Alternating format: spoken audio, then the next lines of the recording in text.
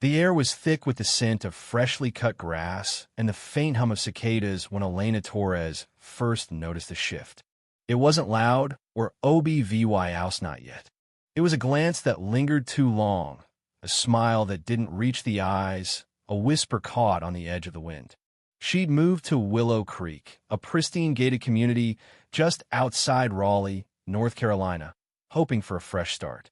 A place where her son, Mateo, could breathe, where the chaos of their past could finally settle into something steady. But that morning, as she stood on her porch sipping coffee, she felt it, the weight of being watched. Elena wasn't naive. She'd grown up in a world that taught her to expect less than she deserved: less kindness, less patience, less space. A single mother at 22, she clawed her way through low-paying jobs, late-night arguments with landlords, and the endless bureaucracy of getting Mateo the support he needed. At 11, Mateo was a quiet storm of a boy, autistic, nonverbal, with a mind that danced to rhythms no one else could hear. He loved the sound of running water, the texture of smooth stones, the way shadows stretched across the floor in late afternoon. But the world didn't always love him back. Strangers stared. Teachers sighed. Systems shrugged. Elena had fought for him every day of his life, and when she'd saved enough to buy a modest ranch-style home in Willow Creek, she'd dared to hope they'd found their sanctuary. The neighborhood gleamed with order. Brick houses lined Ing streets, each with a manicured lawn and a mailbox painted in muted earth tones. The oaks were ancient, their branches heavy with Spanish moss, and the community park a small oasis of swings and benches sat like a jewel at the center of it all. It was quiet, controlled, the kind of place where people waved but didn't linger. Elena liked that. She was tired of noise, of judgment, of explaining. Mateo seemed to like it too. On their first night, he'd stood barefoot in the backyard, running his fingers over the bark of a magnolia tree, his soft hum filling the dusk. She'd watched him from the kitchen window, tears stinging her eyes. He was still. He was safe. For once, she let herself believe they'd made it. But hope, Elena would learn, is a fragile thing in a place obsessed with perfection. It started with a note. 2 weeks after they'd unpacked the last box, Elena found it slipped under her door, a crisp, white envelope with her name typed in bold, no return address. She tore it open, expecting a welcome from a neighbor or a reminder about trash pickup. Instead, the words hit her like a slap. Your child's behavior or has been noted as disruptive to the harmony of Willow Creek. Please ensure compliance with community standards. No signature, just the seal of the Willow Creek Homeowners Association. She read it twice, her pulse quickening. Disruptive? Mateo barely left the house except for their evening walks to the park. He didn't scream or throw tantrums. He hummed, he rocked, he spun in circles when the world felt too big. She'd seen the stairs misses. Hargrove from across the street peering through her blinds, the man with the Labrador who'd muttered something under his breath but she'd brushed it off. People always stared at Mateo. She'd learned to let it roll off her. But this was different. This was official. She sat at the kitchen table, the note crumpled in her fist, and tried to piece it together. Was it the way he'd knelt in the grass at the park, tracing patterns with a stick? Or the time he'd flapped his hands when a fire truck's siren wailed in the distance? She'd written a polite reply, explaining Mateo's autism, his need for routine, his harmless quirks. She'd even offered to meet with the HOA board to talk it out. He's not hurting anyone, she'd typed, her fingers trembling. He's just being himself. The response came 3 days later, delivered by a courier in a pressed uniform. Community guidelines are non-negotiable. Further incidents will result in disciplinary measures. Elena stared at the letter, her stomach twisting. Disciplinary measures? For an 11-year-old boy who didn't speak? She called her sister, Marisol, who lived an hour away in Durham. They're insane, Marisol said, her voice crackling through the phone. What are they going to do? Fine you because he likes grass. Tell them to shove it. I can't, Elena said, rubbing her temple. I just moved here. I can't afford to fight. Then don't fight, Marisol said. Just live. They'll get over it. Elena wanted to believe her. She kept Mateo close after that, skipping the park, sticking to the backyard. But the tension grew. A neighbor missed her. Daniels, a retired accountant with a perpetual frown, stopped her one morning as she checked the mail. "You know," he said, his tone clipped, "we like things a certain way here. Predictable. Your boy's unpredictable. He's a kid." Elena snapped, her patience fraying. "Not a lawn ornament." Daniels blinked, then walked away without another word. That night, the neighborhood's private Facebook group lit up with posts. "Unusual active VY, tie near lot 17. Standards are slipping. Maybe some people don't belong here." Elena wasn't named, but she didn't need to be. She felt the walls of Willow Creek closing in. It happened on a Tuesday, the kind of humid spring day where the air clings to your skin.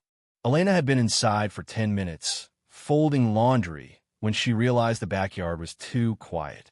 Mateo had been there, sitting under the magnolia, stacking pebbles into tiny towers. She'd left the sliding door cracked, the radio on low. She called his name once, twice, her voice rising with each syllable. No answer.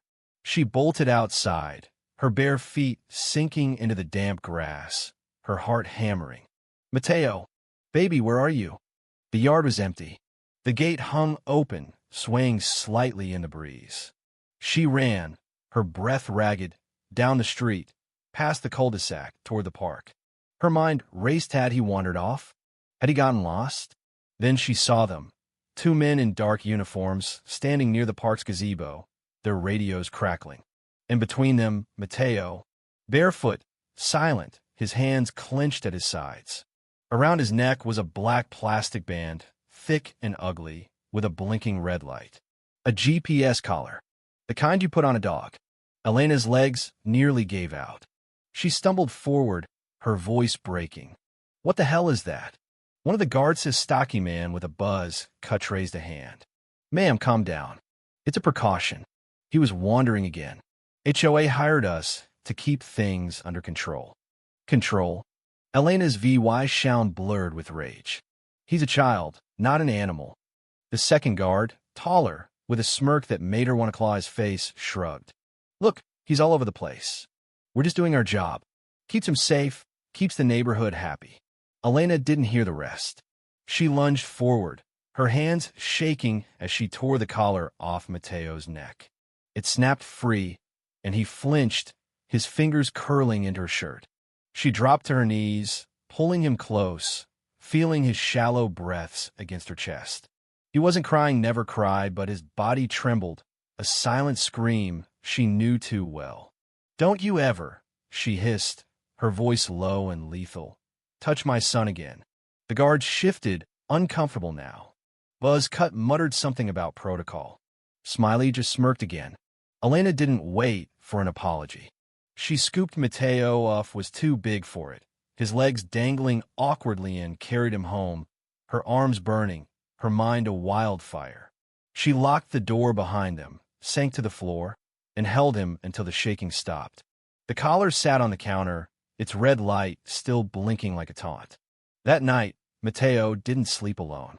He climbed in her bed, clutching a smooth river stone he'd kept since he was 6. His eyes stayed open, fixed on the ceiling, his hand tight around hers. Elena didn't sleep either.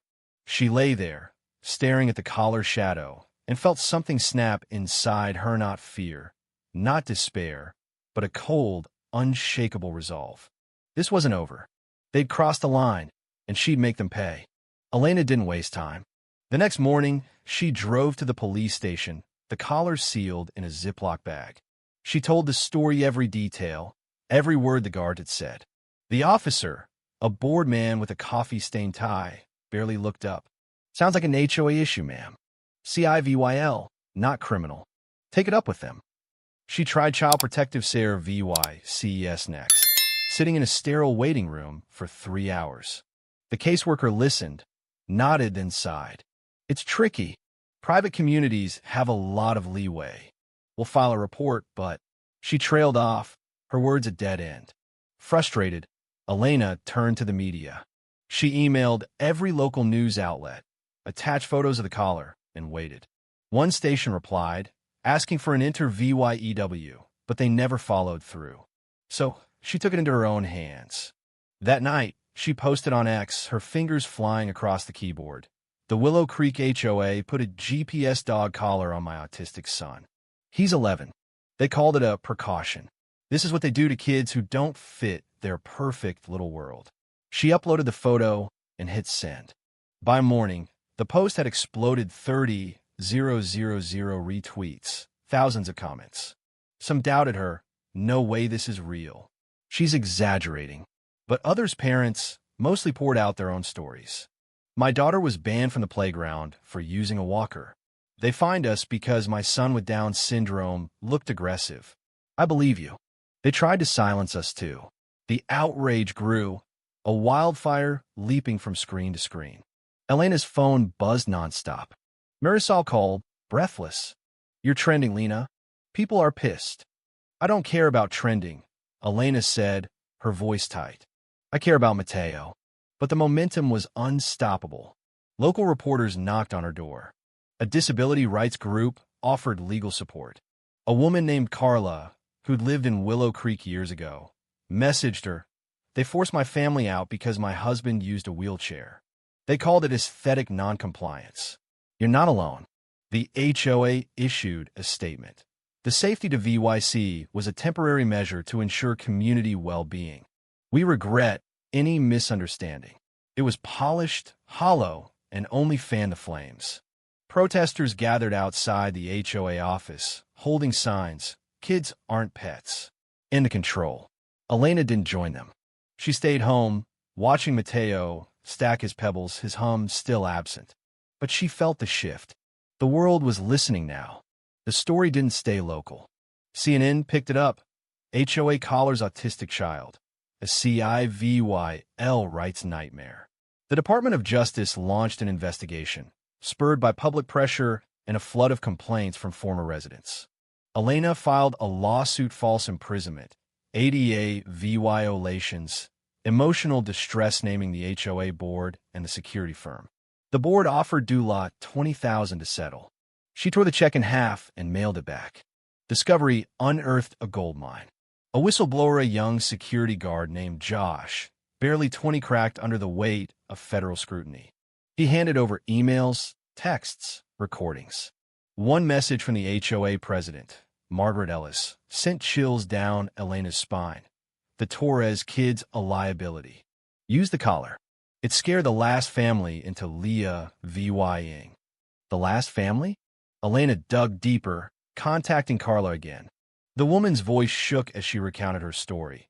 Her husband's wheelchair had been deemed unsightly, and after months of fines and harassment, they'd sold their home and fled. The trial was a circus. The courtroom overflowed with reporters, active VYSTS, and parents clutching photos of their own kids. Margaret Ellis sat stone-faced, her tailored blazer a shield. The guard's buzz cut and Smiley fidgeted, the bravado gone. Elena took the stand, her voice steady. "They didn't just hurt my son. They hurt every kid who's ever been told they don't belong. And I'm here to say, we do."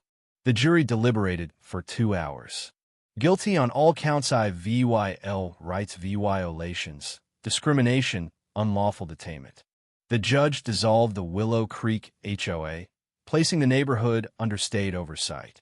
New rules, drafted with input from disability advocates, banned punitive measures against non-standard BHA VY, or Margaret Ellis and the guards faced jail time. It wasn't just a win, it was a reckoning. Outside, the crowd chanted Mateo's name. Elena didn't speak to the cameras. She took his hand and led him to the courthouse lawn, where he slipped off his shoes and stepped onto the grass, his hum returning like a long-lost friend. The world watched, and for once, it didn't look away. Healing came slowly. Mateo didn't talk about the collar, couldn't, but he stopped flinching at shadows. Each morning, he'd point to the door, barefoot and ready, and they'd walk to the park. Elena bought him new sneakers, green, his favorite color, but he left them by the door, a silent rebellion she adored. The neighborhood changed. Some residents moved out, ashamed or angry. Others stayed, forming a new community council focused on inclusion. Elena didn't join. She didn't need to. She had Mateo, and he had her, and that was enough. One evening, as the sun dipped low, painting the sky in hues of amber and rose, Elena sat on the porch, watching Mateo trace circles in the dirt. He looked up, smiled a real smile, not for anyone but himself, and hummed softly. She whispered, "Keep going, baby. You're free." And he was. They both were. If you were the one in this story, how would you react? Would you stand up and fight back, or accept the unreasonable pressure and control from the HOA? Share your thoughts in the comments below. And don't forget to subscribe, like, and share this video with more people. Your small action gives us the motivation to keep bringing you more intense and engaging stories. Thanks for watching, and we'll see you in the next video.